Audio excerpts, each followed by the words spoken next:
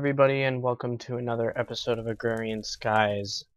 A lot has happened since our last episode, and I was having some recording issues, so a lot more has even happened in between the last two episodes, as you can see over here and right there. So, first things first, we're going to knock out a couple quests. So let's just go at it. First, we're going to get the plastic sheets, which is getting rubbery.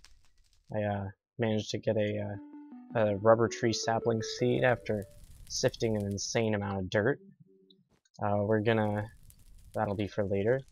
We're gonna knock out some of the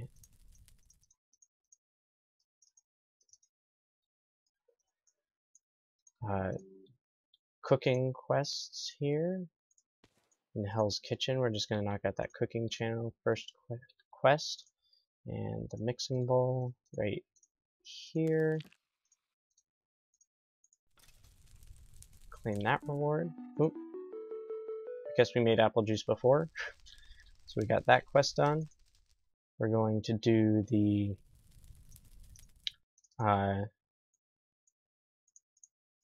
first for the hoarding quest.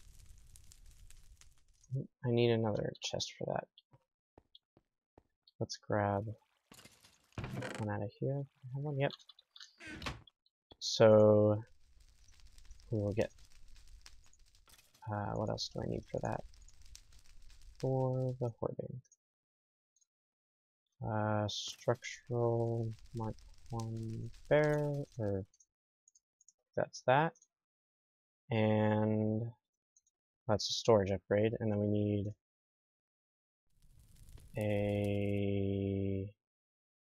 what was the last thing? Structural Mark 1.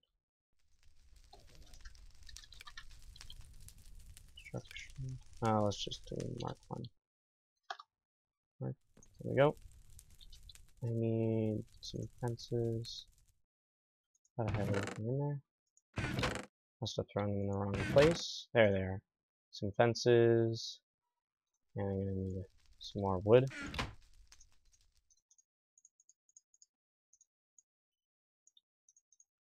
And we will knock out that one. We'll just pick number 2. Next thing, we're going to be doing some ME stuff. That'll be in the next episode, hopefully. Let's see, we're going to make a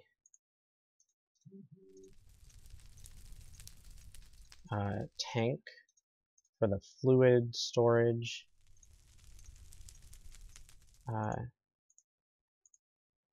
Go with the flow. Now, I don't have everything we need for the regular tank because we need a fish for that from mariculture. We might as well do this and get our extra lives. We're up to 5 now. We could open some of our bags. Another reed fishing rod, I think that's my 3rd one. Some mutton jerky, not very good. And a mysterious magnet. I don't remember what those are used for quite, but for now we'll just throw it in this junk chest here. Okay, so now on to the next thing, which is the I did leave it in here. Okay, the back to the learning to skyblock. We're gonna do the seared tank controller, seared bricks casting table. Let's see, I believe the casting table is just that. The controller, the faucet, I guess I think it is. Seared faucet, a seared tank. What else? A smeltery drain. How do I make a smeltery drain? Oh, right next to each other, 2 rows. There we go. And we will get that quest. Peach sapling, slimy sapling. Let's see. Ward bag, peach slapping or sapling or slimy sapling. I think I'm gonna go with the slimy sapling. Ward bag. Oh, wait, we forgot to make seared bricks. Still need to do that before we can claim our reward. Let's go with the reward bag and make things interesting. And we will open that. 64 glowstone nooks, which we can use to light things up instead of torches. Make it look a little nicer. So, let's throw all these in here. And we will work on that some other time. Throw my quarter heart in there, as well as the mixing bowl and the bakeware. I'll just keep my juicer on me. And I think, since as of right now I have this piping into here, I'm going to move this igneous extruder over one. Actually, I should have just left it there. And instead have it go into a barrel. So we have a lot more storage. There we go. And I will switch that on. There we go. And get a bucket of lava and a bucket of water. Throw that all in there. We'll start to see some cobble hopefully going in. There we go. And I have a couple quadruple compressed cobblestone in there, which we will use today. So, as you can see, I've made an armored resonant jetpack, which I needed the induction smelter, the energetic infuser, fluid transposer, magma crucible for. We got a couple of things going there. So, today, we're going to be starting a bit more efficient system setup. And we're going to build first a power island. And that's what I made this for, the builder's wand, because we are going to get some of this cobblestone and start building an island up to the side. So I'm just going to build this out a bit for now. I want it to be not quite in the same place, so let's put it right here, and maybe up a little bit. We will use this builder's wand, which will automatically increase our size here, and so we can build an island pretty quickly. Eventually I'm going to hopefully get some other things to help us make these islands look a little bit more natural, without having to hand do all of it with a pickaxe. Maybe we can get some, I believe that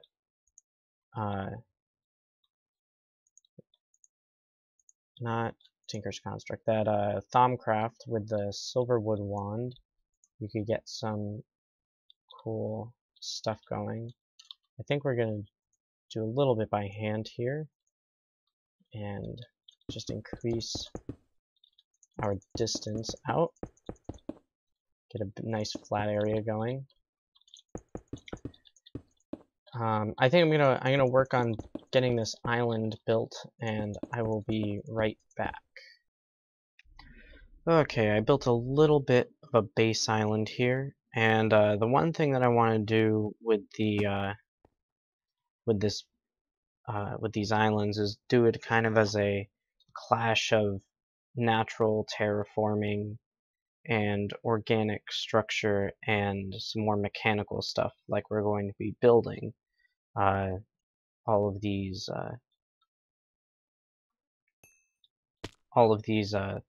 things that will be much more modern and structural. I'm just gonna take off the last two netherrack here, so we have a nice white walk around path, and we're going to begin throwing crucibles up here because we're going to be our power. We're going to be using magmatic dynamos because we can pretty much create an unlimited amount of lava using crucibles. And I have a flint and steel here. So we're just going to go along and light the entire thing.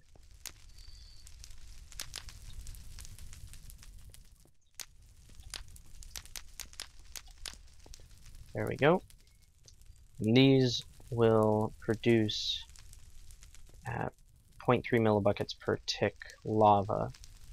Now, we're going to need to make some item ducts.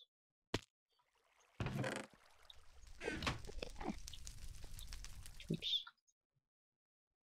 We need to make some item ducts, which are lead and tin. I'm just going to make a stack plus the 2, I guess. And also I'm going to need to make 2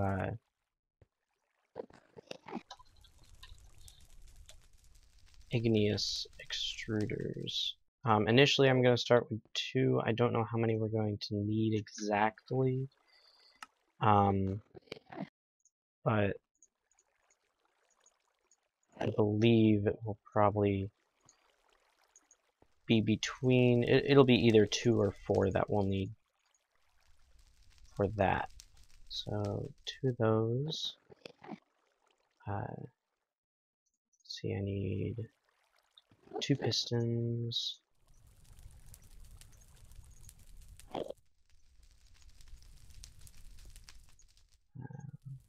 Let me grab some wood.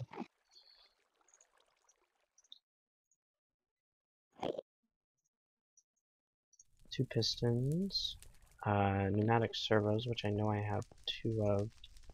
I believe they're thrown in one of these junk chests, I hope. Maybe not. Actually, there they are. 2 of those, and the rest is just tin and some base things.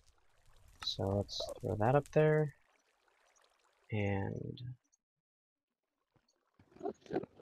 2 tin ingots on each side, and those. There we go. And we will fly back up to our island, and oops. Well, that works, I guess. For a minute here, I'm just gonna throw that there. Get our igneous extruders going.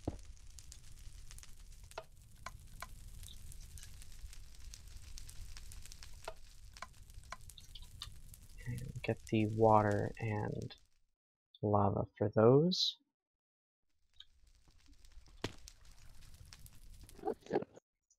I'm gonna make a couple more buckets too. We will get 2 buckets of lava and 2 buckets of water.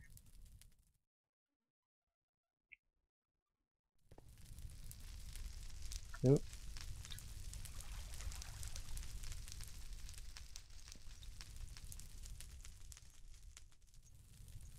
Just like that. Boom, and boom. And we will get this extra crucible out of here and start throwing some item ducts down.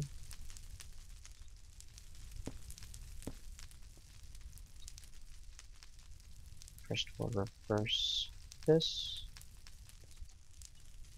There we go. And starting to put cobble into those.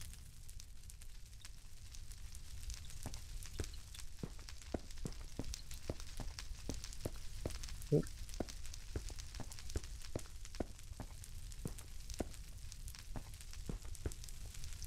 So we now have a fiery loud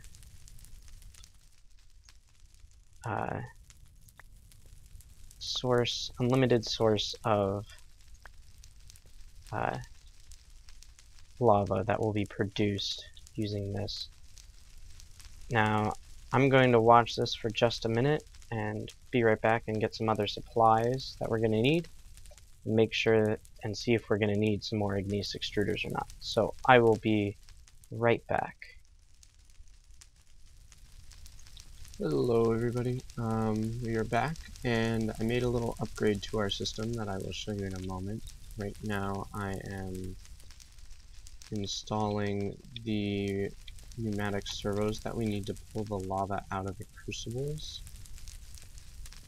and then we will turn all of these off.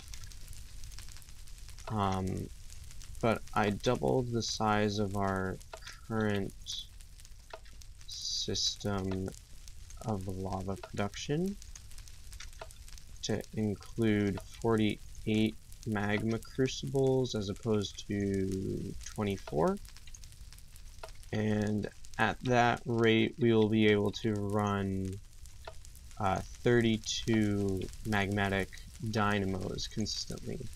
So, well, infinitely, consistently and infinitely, I guess. So we will be setting those up in a moment. Now with these crucibles,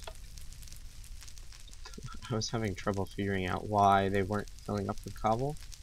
Turns out I didn't have my configuration set up properly to export before. But so you can see here how I've doubled the size. We have all the flue ducts coming out of the sides of them, and all of the item sorry, and all of the item ducts going in with the cobblestone.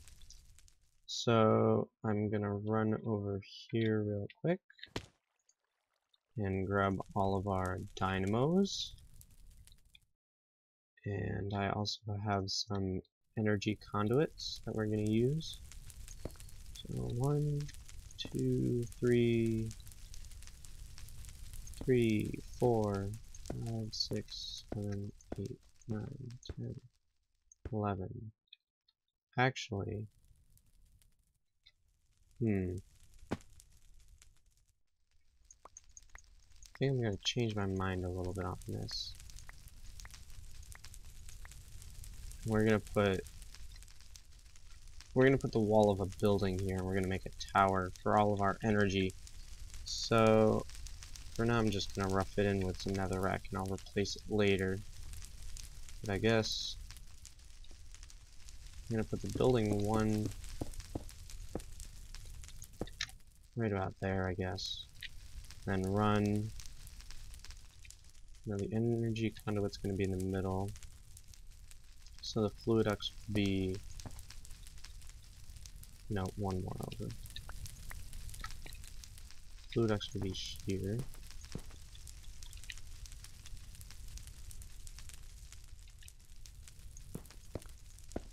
Oops.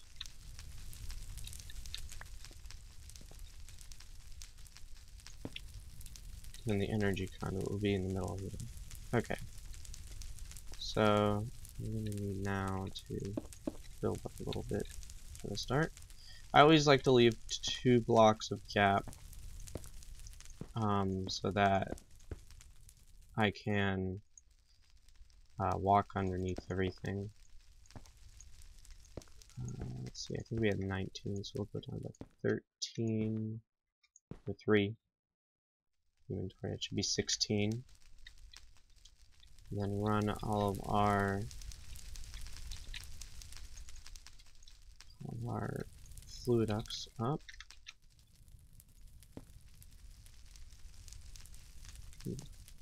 Whoa, whoa, some glitchiness, maybe some sort of lag going on. Run the fluid ducts up. Now, I don't have enough resonant energy cells right at this moment to